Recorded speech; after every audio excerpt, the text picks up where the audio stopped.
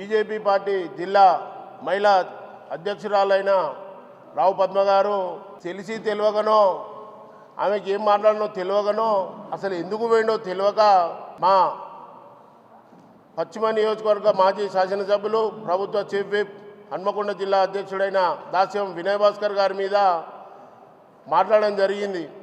అసలు ఎందుకు పోయిండో ఏందో తెలియదు, మాట్లాడడం మాత్రం మాట్లాడారు. ఆమె ఎందుకు మాట్లాడింది ఏందో తెలియదు. నిత్యం ప్రజల మధ్యలో ఉండే నాయకుడు మా వినయ్ భాస్కర్ గారు. అన్నా అంటే నేను ఉన్నా అని చెప్పని వచ్చే నాయకుడు వినయ్ భాస్కర్ గారు. నీకు ఆయనపై మాట్లాడే అర్హత అయితే లేదు ఫస్ట్. ఎందుకనంటే ఆయన ఇప్పుడు 99 నుంచి పోరాటం చేసుకుంటూనే ఉన్నాడు.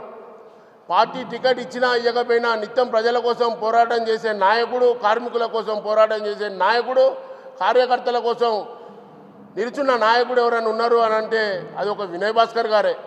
ఎందుకనంటే టికెట్ ఇచ్చినా ఇవ్వకపోయినా నేను ప్రజలతోనే ఉండాలి అని చెప్పని 99 నుంచి ఇప్పటి మటుకు పోరాటం చేస్తూనే ఉన్నాడు. 99 అయితేంది, 2004 అయితేంది, 2009 అయితేంది.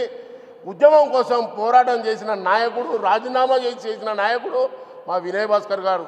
2010, 2014, 2018 ఇన్నిసార్లు పోటీ చేసిండు. నీకు ఏం అర్హత ఉన్నదని చెప్పని నువ్వు మాట్లాడుతున్నావు, నువ్వు ఎందుకు ప్రశ్నిస్తున్నావు? ఆడికి నీ ప్రభుత్వం నీకు ఉన్నది, ఆయన ఎందుకు పోయిండు ఏందన్నది చెప్తావు. అది తెలియకపోతే అడగాల్సిన అవసరం ఉండే. మీ కేంద్ర ప్రభుత్వమే కదా అక్కడ కేంద్రంలో ఉన్నది. కేంద్రంలో పోరాటం చేసేందుకు ఆయన ఎందుకు పోయిండు 60 మంది పోయినారు అంటావు.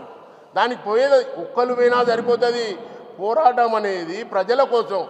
అక్కడ మీ వ్యాగన్ షెడ్డు, మన కోచ్ ఫ్యాక్టరీ దాని గురించి అక్కడ పడ్డందుకు అక్కడ స్థానిక కార్మికులకు అర్హులైన వాళ్ళందరికీ ఇవ్వాలని చెప్పే ఉద్దేశంతోనే ఢిల్లీకి పోవడం జరిగినది. అది కనీసం తెలియక నువ్వేదో మాట్లాడితే అది ఎంతవరకు కరెక్టు? నువ్వు మాట్లాడాల్సింది మీ కేంద్ర ప్రభుత్వం, మీ మంత్రుల దగ్గరికి పోవాలి, మీ ప్రధానమంత్రి గారి దగ్గరికి నువ్వు పోవాల్సిన అవసరం ఉండే. మీ బృందం పోవాలి, మీ ఎంపీలను తీసుకొని పోవాలి. మీ ఎంపీలు అందరూ అక్కడ ఉన్నారు. స్థానికుల కోసం అడుగుతాను. అక్కడ BJP party, Congress party, TRS అని కాదు, స్థానికులకు ఇవ్వాలి. 60% మా వాళ్ళకు ఉద్యోగాలు ఇవ్వాలని చెప్పిన ఉద్దేశంతోనే అక్కడికి పోవడం జరిగింది. నీకు తెలియక నువ్వేదో ఇంటికాడ కూర్చొని మాట్లాడి ఇంటికాడ ఆఫీసు ఉందని చెప్పని మాట్లాడితే అది కరెక్ట్ కాదు. ఆ జిల్లా అధ్యక్ష పదవికైనా కనీసం నీ బీజేపీ పార్టీలో ఉన్నందుకైనా నువ్వు మాట్లాడేది దేని గురించి మాట్లాడుతాను ఏందో తెలుసుకో. నిత్యం ఆవిడ గెలిచినా గెలవకపోయినా వినయ్ భాస్కర్ అనే వ్యక్తి నిత్యం ప్రజలలో ఉంటాడు, ప్రజల కోసం పోరాటం చేస్తాడు, కార్మికుల కోసం పోరాటం చేస్తాడు. అది తెలియక నువ్వేదో మాట్లాడు కరెక్ట్ కాదు.